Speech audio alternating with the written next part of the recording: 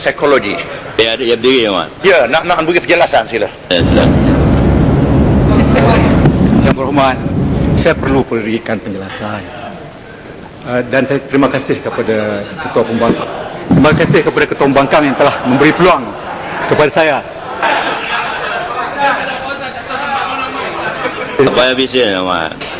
Yang beri peluang kepada saya untuk menjawab. Saya tidak heran kalau mengatakan semua dilakonkan.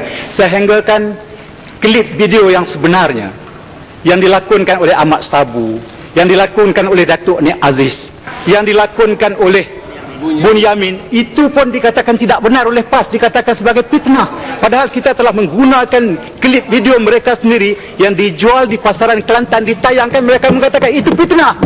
Maka tidak heranlah kalau mereka mengatakan, mendakwa, bawa orang-orang itu, buktikan bahawa mereka berbohong. Apa yang kita siarkan adalah fakta-fakta yang benar. Sedikit pun kita tidak pernah bohong. Kita cabar buktikan. Kenapa saya merasa heran? Tujuan kita menyiarkan klip-klip video itu bukanlah untuk menang pilihan raya, tidak sama sekali. Tetapi adalah untuk mendidik anak-anak mengenal siapakah pemuka-pemuka Islam yang benar dan siapakah orang-orang Islam yang berserban dan sebagainya, mengeluarkan kata-kata yang tidak manis, yang tidak sopan. Kita mau mendidik anak-anak generasi baru supaya mengenal pemimpin Islam yang sebenar. Itulah maksud kita.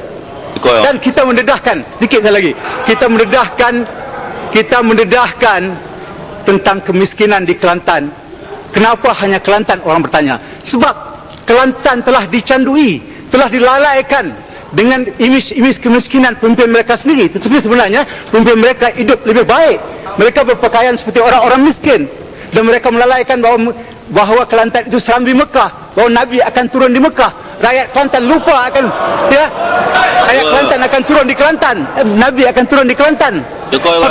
Maka rakyat Kelantan yang miskin lalai. Maka itulah tujuan kita menyiarkan klip video untuk menyedarkan rakyat Kelantan bahawa mereka bukan hidup di serambi Mekah. Mereka hidup di serambi kemiskinan, di serambi penderitaan yang tidak ada taranya dalam negara ini. Yang Pertua Yang Berhormat Seurusan Parlimen, dia tidak ada kawasan pilihan raya. Dia tak ada kawasan pilihan raya dan dia masuk parlimen melalui pintu belakang. Oleh kerana itu, kalau dia mencabar, saya juga mencabar. Kerana Yang Berhormat Datuk Menteri Tuan Guru Nusa Kelantan, Yang Berhormat bekas dari parlimen baca, tidak pernah berucap dalam masa 5 saat. Mereka berucap dalam masa 1 jam, 2 jam. Mengapa tak disiarkan ucapan yang penuh oleh RTM? Disiar dalam masa beberapa saat yang memungkinkan berlakunya beberapa kekeliruan.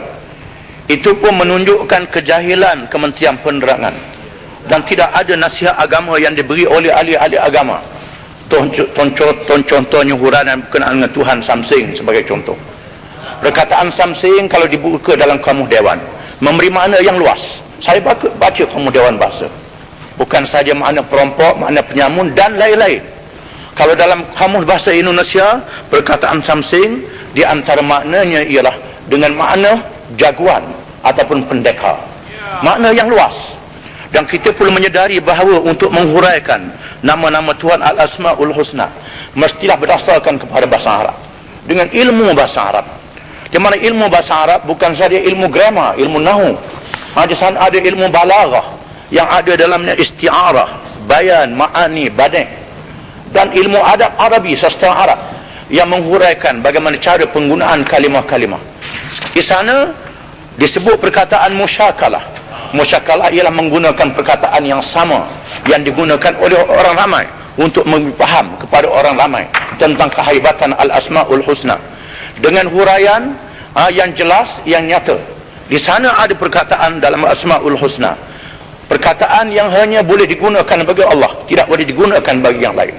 Perkataan Allah, dia saja Tuhan. Perkataan Malikul Mulk, raja bagi segala raja.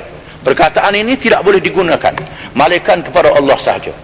Dan di sana ada perkataan yang boleh digunakan kepada Allah dan digunakan kepada makhluknya. Perkataan Rahim, Karim, dengan makna pemurah, penyayang, pemurah, penyayang.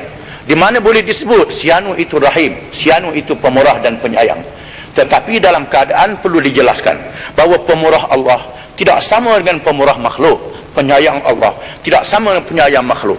Dan di sana ada perkataan-perkataan yang hanya kalau digunakan pada Allah memberi makna yang baik, kalau digunakan kepada manusia menjadi makna yang buruk dan jahat. Ini mesti dipaham. Di antaranya perkataan al-mutakabbir. Al-mutakabbir daripada perkataan takabur, yang mempunyai sifat takabur. Ini al-mutakabbir, yang mempunyai sifat takabur, yang membesarkan diri sendiri.